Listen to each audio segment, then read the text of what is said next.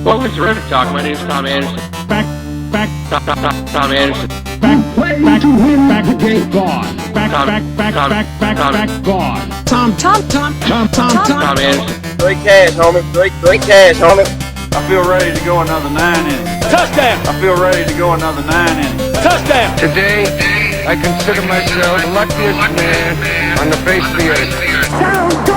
Terrific Talk Podcast. Welcome back, Terrific Talk Podcast.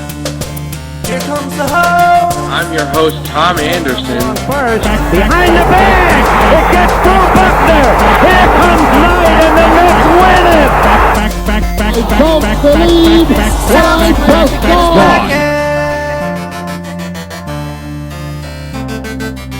Welcome to Terrific Talk. I'm Tom Anderson. We've got a great podcast for you today. My next guest is entering his 14th season covering the New York Yankees for the Fan, WFAN in New York. You've seen him reporting on the Yankees on SNY and the Yes Network. He's one of the very best sports reporters in the business. It's an honor for me to speak with him now. I've been watching him my whole life. Sweeny Murti, welcome to Terrific Talk. I guess I've been doing this for a long time. You've been doing this your whole life. Well, I figured I'd start out the podcast today with just a simple question. I'm sure you've been asked a million times, but it's a good one. Why did you choose sports reporting as a career? I guess the easiest answer is because I wasn't good enough to play professional sports. So this is probably the next best thing. I think a lot of us who got into this field would probably thought of it the same way. I mean, you know, many of us grew up loving sports, but we kind of veer off into whatever career choices we come up with along the way. And I was fortunate enough to be able to get into this and stay into this as long as I have been. Started in radio, at an early age when I was actually still in junior high school, and today they call it middle school. And then worked my way up through college. I got an internship at WFAN, and I've been fortunate enough to be there ever since. What drew you to radio? You know, I grew up listening. I'm not sure if there was a light bulb moment, but I grew up in Pennsylvania listening to Phillies games. Nice. And Rick Callis, Hall of Fame, play-by-play announcer for the Phillies, was joined by Richie Ashburn, Andy Musser, and Chris Wheeler. It was a four-man team that did TV and radio. And I remember, this is late 70s, early 80s. There were a lot of games that were not on television. Right. And many were on pay cable, which was still considered premium service at the time. So,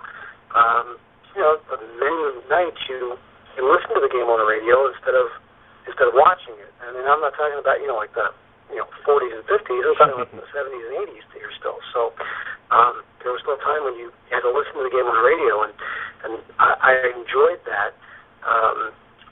My high school in Pennsylvania at the time was one of, I think, two that had a student-run radio station that was an actual working on the FM dial radio station. And you could join as early as 7th grade.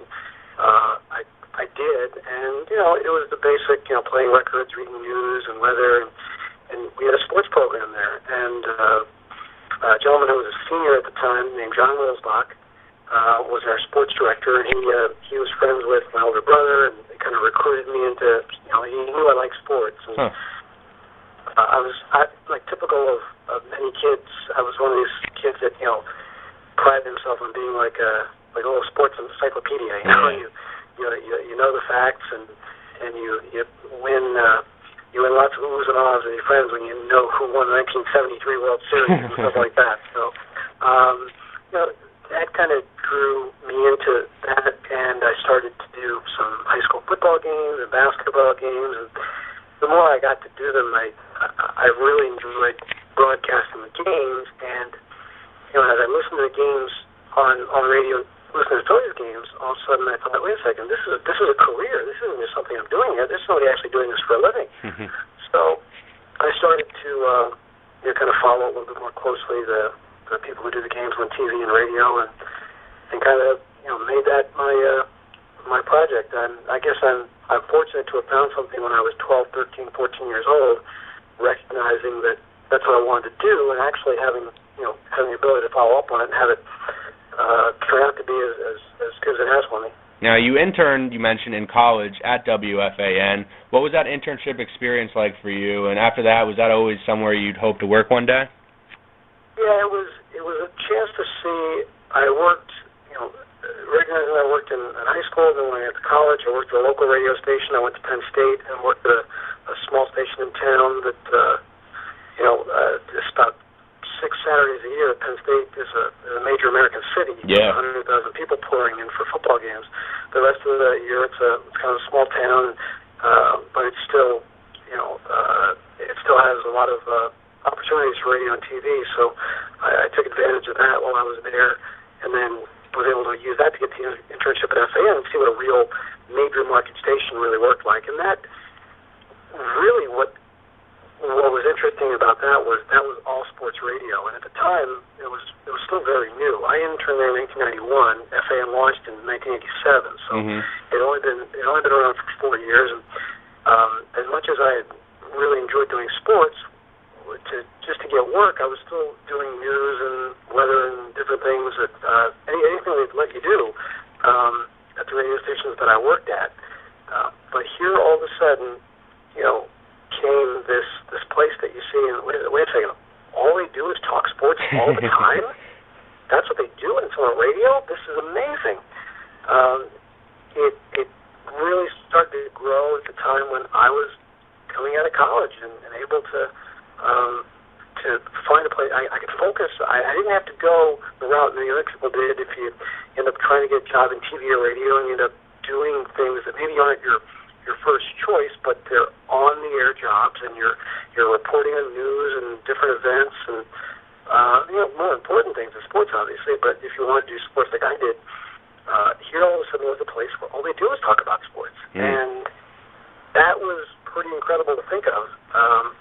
And fortunately, I really enjoyed the internship experience there, working in the newsroom, trying to really get engaged and thinking that you know sports and know radio before you go there, and realizing that you know very little about both, and really kind of getting a feel for how shows are put together, how updates are put together, and how sports is talked about and analyzed for a living, not just the way you used to do it in the cafeteria in high school. So it was eye-opening. It was really exhilarating to see the way it happened and how you go about it. And unfortunately, they liked the way I went about my work and hired me back about a year after graduation. What advice do you have for young, aspiring sports reporters? Stick with it, and know that I always get asked, like, how did you get the job? How did you get your job? A lot of it is like people are kind of surprised and amazed, and they feel like there's some big story behind it. Well, it's like, how did a doctor get his job? He decided he wanted to be a doctor. He went to school, studied it, and ended up becoming a doctor. So it's a little bit different for this. I always say you can ask 100 people in this business how they got to where they are, and you'll hear 100 different stories, because not every path is the same. But I think the idea is you have to be willing to do a lot of different things. You can't just jump in. I've seen it many times where I've seen 20-year-old kids who think that they're going to go co-host with Mike Francesa tomorrow because they think that's what they can do. And there's a lot of work to do along the way to learn who you are and what you do and pay your dues. I mean, that sounds very cliche, but to me, paying my dues also includes the idea of just learning your craft. There are a few people who at a very young age are able to really just grab hold. I mean, one of my good friends from FAN early on was Zion Eagle, and I'm a terrific play-by-play man for CBS, New Jersey Nets basketball, and you see him in the NFL, and I was a top play-by-play guy before he was 25 years old. That doesn't happen all the time. I think for the majority of us, you have to work your way up. I was a producer at FAN for 4 years, including working overnight shows and some evening shows.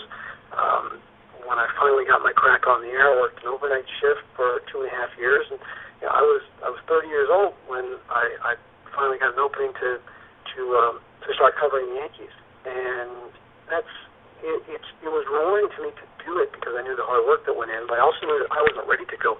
When I started doing it for a little while, I wasn't ready to go cover the Yankees at 22 years old and know what I was doing. It just wasn't possible.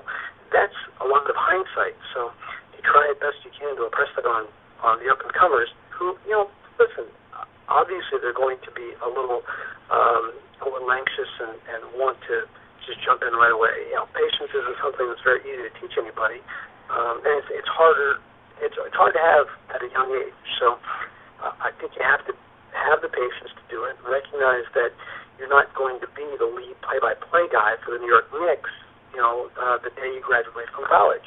So it's just a patient process, a long process, and you have to be willing to kind of, hope that the rewards are there and know what you consider success too. There are hundreds. You don't have to be covering the New York Yankees. There are hundreds of cities and hundreds of sports shows and TV shows and radio shows where you can go do what you do and make a living doing it. And that's really the key. I mean, it's good to have goals, but there are a lot of places to do your craft and get paid for it. You mentioned Mike Francesa before. I mentioned earlier I'd grown up listening to you on the Fan, specifically Mike Francesa. I was just wondering what it's like working with Mike. What's your relationship like with Mike? I've had a great relationship with Mike. Mike was still hosting with Mike and the Mad Dog when I started as an intern at FAN. When I was a producer at FAN, I would see him every day. And, Mike's kind of known me since I was the young kid coming out of college. I've been at FAN for over 20 years now. So when I first started doing the Yankees, it was still the Mike and the Mad Dog show. And I had to earn my stripes with those guys. I mean, they wouldn't put me on all that often because I think they had to learn to trust that I had good information, that I had good perspective, knew what I was talking about, and that I added something to their show. I mean, these guys have been, were who they are. They were the giants in the industry, and here I was, a week into covering the New York Yankees, I'm going to try and tell them something like that. I needed to earn my stripes with that, and a lot of that early on, people thought that they didn't treat me with any respect because they yelled at me a lot, but that's just a show. That's the way it is. They treat me with respect because they put me on the air. If they didn't respect me, they wouldn't put me on the air. And the yelling that went back and forth in some of those segments was a level of respect too, because it's just passionate arguing. And after a while, you could tell that there was, they were interested in what I had to say, and Mike is interested in putting me on and hearing what I have to say. It doesn't mean you have to agree. That's kind of what good radio is about sometimes, when you hear two people disagree about something. But I think that people get the wrong idea about the way Mike and or Chris treated me at times.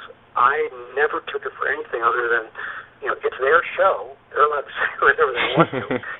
It's their name's on the show, not mine. Mike's name is on the show, not mine. But I feel, both on and off the air, I've gotten a good deal of respect from both of them, and from Mike recently, since he's still there, more than I think a lot of people will probably think they hear off the top of their head. Real quick on the A-Rod news, we know he's most likely out all of next season. Then he's got the 3 years left on his contract with the Yankees. It is a tough question to answer now. Do you think he'll ever play again for the Yankees?